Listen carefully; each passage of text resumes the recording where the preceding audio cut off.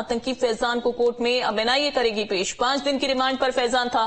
Forensic report आने के बाद एटीएस करेगी पूछताछ। फैजान से पूछताछ का दरअसल खुलासा किया गया। यहां पर उससे पूछताछ की गई थी और उसके बाद ये खुलासा हुआ आतंकी संगठन के संपर्क में आतंकी था। वहीं आतंकी संगठन से एक बार चर्चा भी की गई थी, बातचीत हुई थी। आतंकी संगठन से जुड़ना चाहता था फैजान, तो उसने बातचीत की थी, वो आतंकी संगठन से जुड़ना चाहता था। एमपी एटीएस खंगाल रही है फैजान की कॉल डिटेल। फैजान के संपर्क में रहने वाले संदिग्धों से एटीएस पूछताछ करेगी। गौरव हमारे साथ जुड़ गए हैं। गौरव, फैजान से अब आगे पूछताछ की जाएगी, अब एनआईए पेश करने वाली है उसको। मैं आपको बताना चाहूंगा कि आज फैजान को पेश कर दिया जाएगा, क्योंकि 5 दिन की रिमांड एटीएस ने उसी गिरफ्तारी के बाद कोर्ट में पेश करके ली थी। एनआईए कोर्ट में आज उसे खंडवा में पेश किया जाएगा, क्योंकि आज उसकी 5 दिन की जो रिमांड है वो खत्म हो रही है।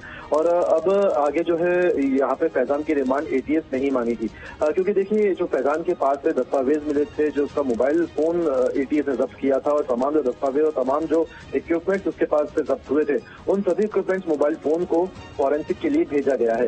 अब जब तक फॉरेंसिक रिपोर्ट नहीं आ जाती है तब तक इससे आगे की पूछताछ नहीं की जा सकती है, और ऐसे में अभी उसे कोर्ट में पेश कर जुडिशियल रिमांड पर भेज दिया जाएगा।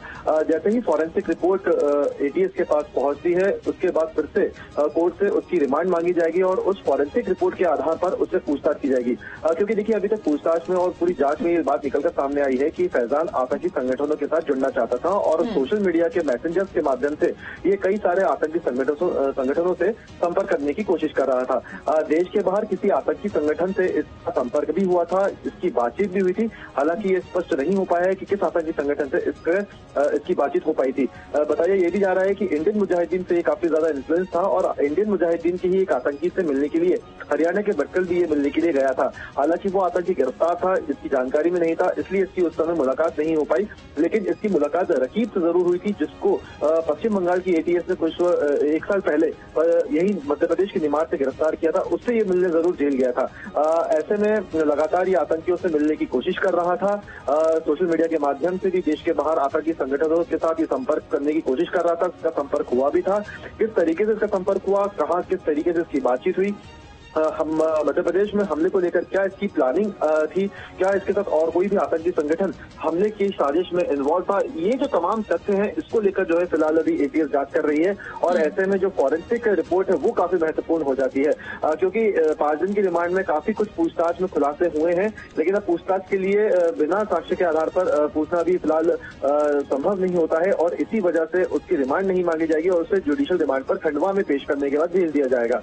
अब एटीएस के पास जैसे ही फॉरेंसिक रिपोर्ट आती है उसके आधार पर फिर से इसकी रिमांड मांगी जाएगी और उसके बाद उस फॉरेंसिक रिपोर्ट के आधार पर से पूछताछ कर आगे की जांच की जाएगी। क्योंकि देखिए फैजान एक तरीके से लोन वुल्फ अटैक करने के फिराक में था। लोन वुल्फ अटैक की अगर हम बात करते हैं तो ये इस तरह का अटैक होता है कि कोई भी व्यक्ति अकेला ही हमला करता है, चाहे वो किसी सेना के जवानों पर हमला हो या आम पब्लिक पर हमला हो। इस तरह की प्लानिंग ये रच रहा था। इसके पास से पिस्टल भी मिली थी, कई सारे दस्तावेज भी उस समय मिले थे।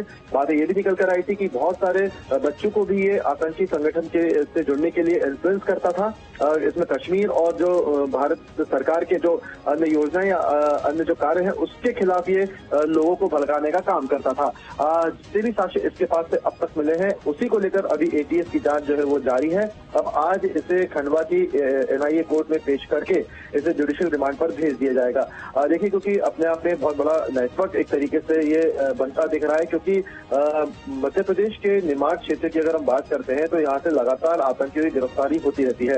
ऐसे में फैजान जब गिरफ्तार हुआ था तो शुरुआत में ही ये बात निकलकर सामने आई थी कि इंडियन मुजाहिदीन के ही जो 8 आतंकी भोपाल जेल ब्रेक में मारे गए थे उनके परिवार से भी ये संपर्क में था। उस दौरान ये निकल कर आया था कि उनके परिवारों से भी ये बातचीत करता था, उनसे मिलने के लिए जाता था और कई बार उन्हें फाइनेंशियल सपोर्ट भी करता था।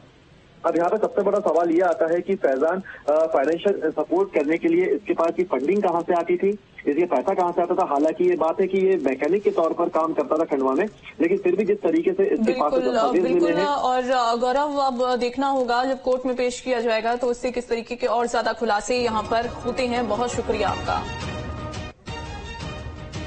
बीजापुर से बड़ी खबर है जहां नड़पली गांव के 80